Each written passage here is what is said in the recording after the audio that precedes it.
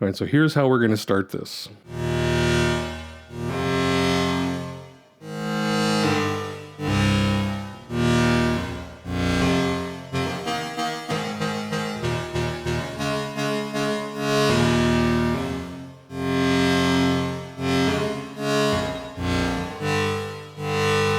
This is Season 4, Episode 9 of my modular journey, and today I am proud to say I finally have the balls to own a maths module.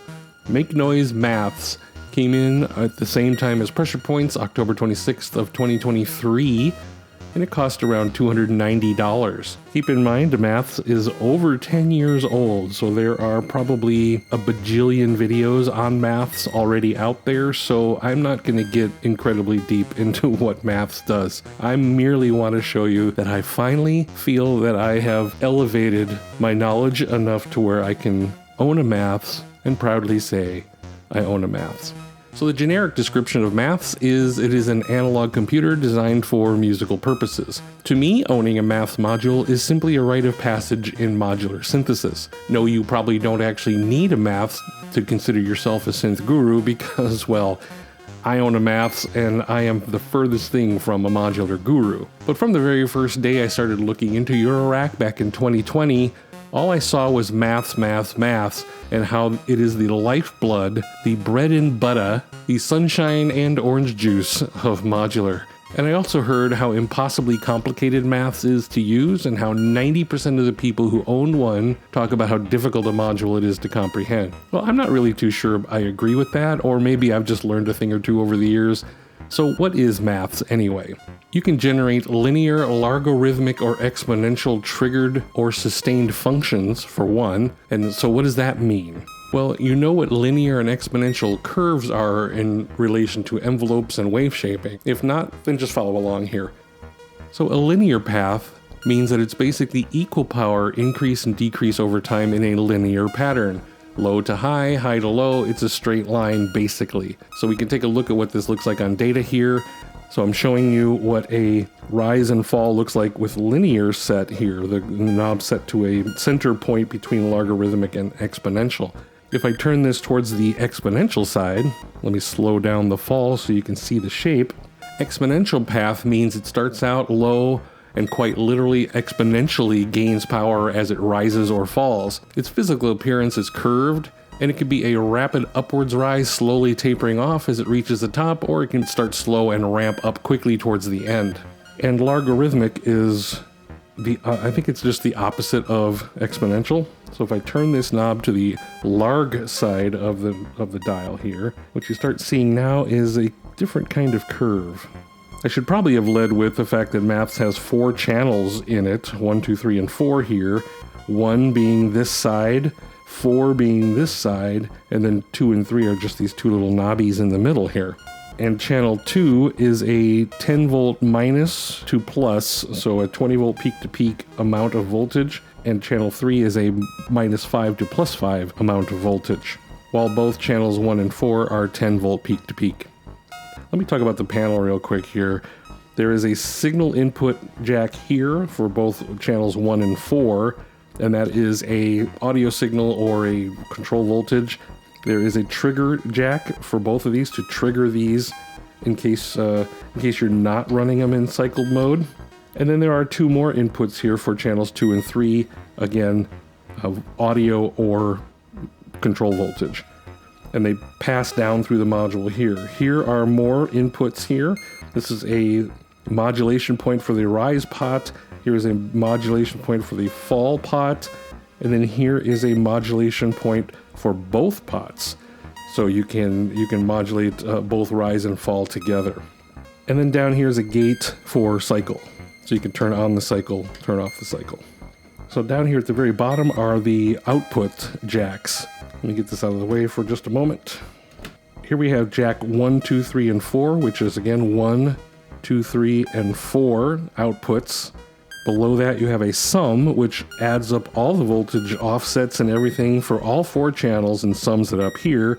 To the left is something called an OR, which is the highest voltage of all the channels. So if channel 1 is doing 1 volt to 2 volts, but channel 2 is doing 5 volts, then channel 2 is what winds up coming out, the OR jack. And of course, the next one over is invert. So if you had a shape like we just had going here, and you move it over to the inverse output, it is the opposite shape. These two outputs on the sides here are the unity gain, they call it. So no matter what all these pots are set to or these shapes are set to, you still get whatever is coming in here is the full power that comes out here in those shapes. And then on the left side here is a end of rise. So this triggers when channel 1 rises and gets to its peak. This will trigger a trigger, which it could be good for sending off to another envelope or something. And then on this side is the opposite. We have the end of fall, or an end of cycle. So consider it like an envelope. You have a rise and fall, AD envelope, rise and fall. So anyway, all of that out of the way, what else can maths do is it offers signal adding and subtracting of up to 4 signals, like I just said.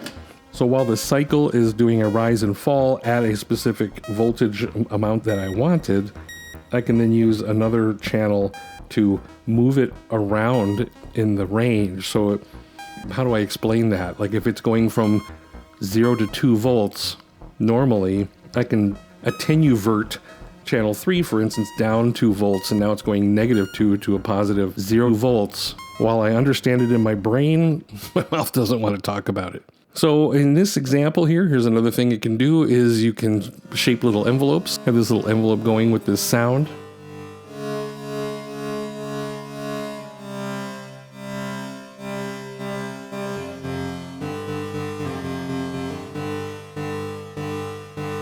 If I wanted to run faster, I just bring the decay in.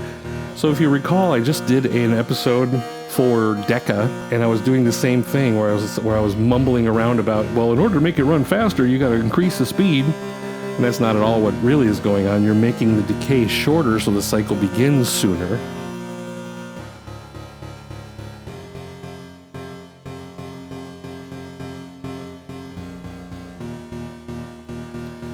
So I think it's pretty cool. So anyway, little envelopes like that is what I use it for a lot, is just getting a quick AD envelope. And as you can see, with nothing at all patched into maths, it's still a voltage generator anyway. So after all that, let me get to the why I chose it. And as I mentioned in the start, I chose to finally buy maths in my 3rd year of modular exploration because I'm no longer intimidated by complex modules. Come to find, maths isn't really all that complicated to use as a module. What's complex about it is coming up with how to use it, since its functionality is so vast and deep. I imagine I will own maths for years and still be discovering ways to use it to modulate this or that, and I'll be amazed every time I find a new way to use this multifunction generator. For how I plan to use it, immediately I was using maths as a simple AD envelope generator, but the more times I use it, the more I'm finding the attenuation and modulation alone can be really fun to explore. So as far as the demo goes, I've already done the demo, kind of. What I'll do right now is I'm going to turn up my sound again, and I'm just going to start throwing some stuff through here.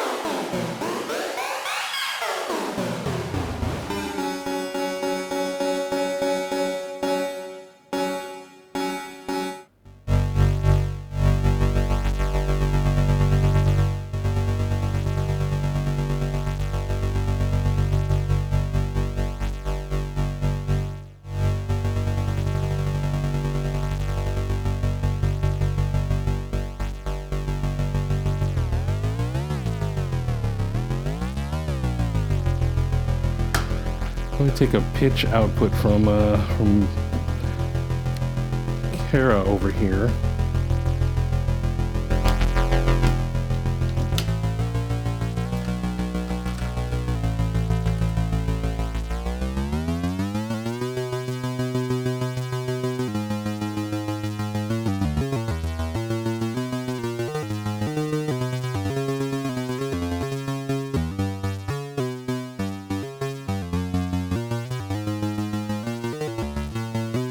But anyway, this is just me goofing off now, which is the thing I tend to do a lot.